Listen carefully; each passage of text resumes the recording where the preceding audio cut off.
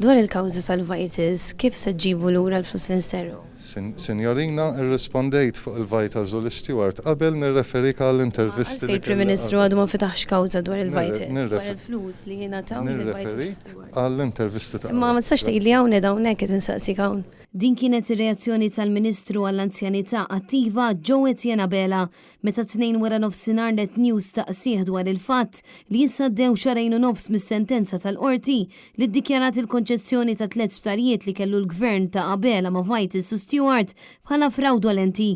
Iżda xorta għada ma tieħdet l-ebda azzjoni sabiex il-flus li nsterqu minn dan id-dil jingħataw lura lil poplu Malti u Awċi. Il-frodi li saru bil-kuntratt ta' 3 sptarijiet sewa lil poplu Malti u Awċi xejn anqas minn 400 miljun euro. Iżda qudiem dan kollu l-Prim Ministru Robert Abela għadu jkaxkar saqaħ u għadu salum jirreżisti li jiftaħ kawża sabiex il-poplu jieħu lura l-miljuni li nsterqu bil-ministri tiegħu ukoll jaħarbu d-domandi. M'intix tuġibni Ministru. Kif se ġġibu l-flus lura li nasaw il-Vitis u Stewart?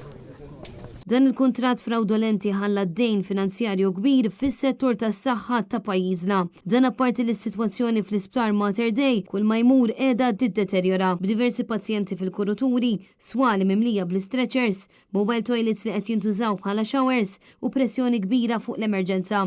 Net News ilu xhur sħaħ jirrapportaw jitfadawl fuq dak li qed jiġri f'Mater Dei b'detriment mhux biss tal-pazjenti jinfushom iżda anke għat-tobba u l-infermieri li jaħdmu fl-isptar. Bil-Gvern ta' Robert Abela minflok jieħu azzjoni sabiex il-flus li nsterqu mid-dil ta' 3 sptarijiet jinġibu lura lill-poplu, qiegħed jibqa' jinjora dawn il-problemi serji li qed jikbru ma' kull ġurnata li tgħaddi.